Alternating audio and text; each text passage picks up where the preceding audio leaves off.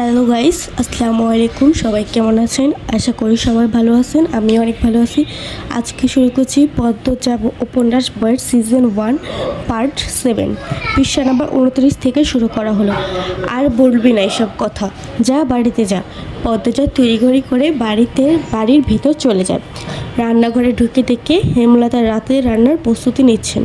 সন্ধ্যার পর বিদ্যুৎ থাকে না, হারিকেন জ্বালিয়ে রান্না করতে হয়। প্রতিদিন ঘরে একটা বা রান্না করে আরেকটা হারিকেন জ্বালানো অনেক খরচের ব্যাপার, তাই বিকালের রাতের রান্না সেরে ফেলেন তিনি। পদ্মজা উৎসাহ নিয়ে জিজ্ঞেস করলো, আম্মা আমি রাঁধি? লাগবে না, সাহায্য কর শুধু। পদ্মজা চোখ ঘুরিয়ে খুঁজতে লাগলো কি কাজ করা যায়, কিন্তু এমন কিছু পেল না। কোনো সাহায্যের প্রয়োজনই তো নেই। হেমলতা বলেন, লাউ নিয়ে লাহারি ঘর থেকে। লাহারি ঘরে নেই, ছিঁড়ে নিয়ে আয়। পদ্মজা এমনভাবে ছুটে যায় যেন মায়ের আদেশ নয়, চাঁদ পেয়েছে। লাউ, বরবটি, ঢেঁড়স, কাঁকরোল, করলা, চিচিঙ্গা, পটল, ঝিঙ্গা সব নানা ধরনের সবজি মেলা বাড়ির চারপাশে। পদ্মজা সাবধানে ঘাসের ওপর দিয়ে লাউ গাছের দিকে এগোয়। বর্ষাকালে হাওয়াতে জোকের উপদ্রব বেসেছে। অবশ্য জোকের ভয় তার নেই। পদ্মজার গমন পথের দিকে ঝিম মেরে কতক্ষণ চেয়ে রইলেন হেমলতা। মেয়েটাকে দেখলে মাঝে মধ্যে মন বিষণ্ণতায় ভরে ওঠে। বুকের ভেতর কিসের যেন অস্থিরতা অনুভব হয়। যুক্তিহীন কিছু চিন্তা ঘুরে বেড়ায় মস্তিষ্ক জুড়ে। পদ্মজার চুল দেখলেই মনে হয় এই সুন্দর ঘন কালো রেশমি চুল পদ্মজার এক একটা কাল রাত। পদ্মজার ছিমছাম গরনের দুধে আলতা দেহের অবয়ব দেখলে মনে হয় এই দেহ পদ্মজার যন্ত্রণা। পদ্মজার উষ্ঠধয়ের নিম্নে স্থির হয়ে থাকা কালো সূক্ষ্ম তিল দেখলে যেন পদ্মজার এক জীবনের কান্না কারণ। হেমলতা পদ্মজার রূপের বাহার নিতে পারে না। কেন কৃষ্ণকলির ঘরে ভুবন মোহিনী চুপসির জন্ম হলো? জন্ম, মৃত্যু, বিয়ে, এই তিনটির ওপর কারো হাত থাকে না। যদি থাকতো হেমলতা মোর্শেদকে বিয়ে করতে না, কিংবা পদ্মজার মতো রূপসীরও জন্ম দিত না। ভুলেও আলার কাছে রূপসী মেয়ে চাইতে না। হেমলতার বুক চিরে ভারী দীর্ঘশ্বাস বেরিয়ে আসে। পৃষ্ঠা নাম্বার 30। আজ শুক্রবার, স্কুল নেই। ফজরের নামাজ আদায় করে তিন বোন পড়তে বসেছে।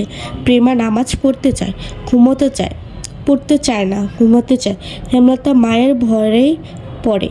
সে ঝিমুচ্ছে আর পড়ছে, তা দেখে পদ্মজা আর পূর্ণা ঠোঁট টিপে হাসছে। হেমলতা বিরক্ত হন, প্রেমার তো পড়াই হচ্ছে না। শিশুকে পদ্মজার পূর্ণার মনোযোগ নষ্ট হচ্ছে।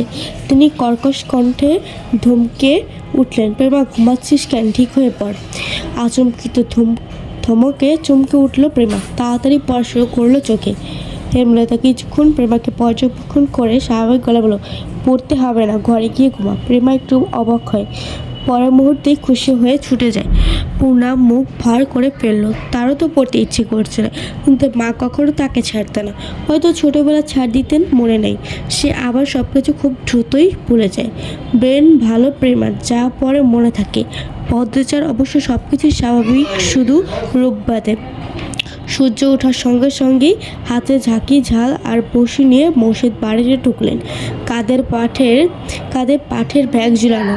ভোরে মাছ ধরতে গিয়েছিলেন, তিনি বাড়ি ফিরলেন। পূর্ণা ও প্রেমা সবচেয়ে বেশি খুশি হয়, মাছ খেতে পারে অনেক। অর্থের সংকটের জন্য হেমলতা খুব মাছ কেনেন না। মোর্শেদ যতদিন বাড়িতে থাকেন ততদিন মাছের অভাব হয় না। মোর্শেদ কিছু বলার আগে পূর্ণা প্রেমা গামলা নিয়ে ছুটে আসে উঠানে। তিনি কাঁধের ব্যাগ উল্টে ধরে গামলার ওপর। পুঁটি, ট্যাংরা, পাবদা, চিংড়ি মাছের ছড়ছড়ি লেগে গেছে। হেমলতা মনে মনে ভারী খুশি হন। পদ্মজা লতা দিয়ে চিংড়ি খেতে খুব পছন্দ করে, আর প্রেমা পোড়াও পছন্দ করে পাবদা মাছের ভুনা। আড়াল থেকে পদ্মজা দেখছে, তার ঠোঁটে হাসি। মেয়েগুলো খুব খুশি হয়েছে মাছ দেখে। মোর্শেদ বাড়ি ফিরলেই লতা আনতে বাড়ির পেছনে ছুটে যাবে পদ্মজা। পৃষ্ঠা নাম্বার 31। প্রেমার মাথায় হাত বুলিয়ে হেমলতাকে উদ্দেশ্য করে মোর্শেদ বললেন, হুনো লতা, আমার আম্মারে পাবদা বুনা কইরা দিবা, সবজি টবজি দিও রান মানাও। আব্বা আপনি বাড়িতে থাকবেন? তাইলে তো প্রতিদিনই মাছ খেতে পারবো, বলল পূর্ণা। মোর্শেদ আর চোখে আড়ালে লুকিয়ে থাকা পদ্মজাকে একবার দেখে তীক্ষ্ণ চোখে হেমলতার দিকে তাকিয়ে পূর্ণাকে জবাব দিলেন, কোনো রকম অশান্তি না হইলে তো থাকবা মই। গামছা নিয়ে কলপাড়ে চলে যান তিনি। ডাক্তার ইঙ্গিত বুঝতে পেরে পদজার মুখটা ছোট হয়ে যায়। প্রতিবার বাড়ি ছাড়ার আগে মোর্শেদ পদজাকে কটু কথা শোনান। তখন হেমলতা রেগে গিয়ে জবাব দিলে তর্কাতর্কি করে তিনি বাড়ি ছাড়েন। মোর্শেদ নাকি বাড়ি ফিরল কোনদিন? মোর্শেদ গোসল সেরে সকালে মিষ্টি রোদ পোহাচ্ছিল। ঘাড় ঘুরে রশিদ ঘটককে দেখে হেসে বলেন, আরে মিয়া চাচা, আহেন পুনার চেয়ার আইনা দে, খবর কি? পুনা চেয়ার নিয়ে আসে। রশিদ এক দলা থুতু উঠানে ফেলে চেয়ারে বসলো আরাম করে। প্রেমাকে উঠানে খেলতে দেখে কষকষি গলায় ফরমাস দিল, এ মাইয়া যা পানি লইয়া আয়, অনেকক্ষণ ধইরা দমটা আটকে আইতাছে। প্রেমা রান্নাঘর থেকে পানি নিয়ে আসে। রশিদ পানি খেয়ে বসিদকে বলল, খবরটা ভালোই, তোমার বাবা সেইটারে কি বিয়া দেবা না? 2 বছর যাক পড়তাছে, যখন মেট্রিকটা পাশ করো কি করো? মেজোরা না বড়রা, তোমার বউ তো মরেছে লহান, কোনো বায়ও রাজি হয় না। তুমি বোঝাও, পাত্র খাঁটি হীরা, বাপদাদার জমিদারি আছে। পদজা আর চোখে হেমলতা এবং পদজার উপস্থিতি পর্যবেক্ষণ করলেন। নেই ওরা, তিনি জানেন পদজার ওপর কোনো রকম জোর জবরদস্তি তিনি করতে পারবেন না, হেমলতা তা করতে দিবেন না। আজকে এই পর্যন্ত শেষ করছি। পরের পার্ট চাইলে কমেন্ট করুন।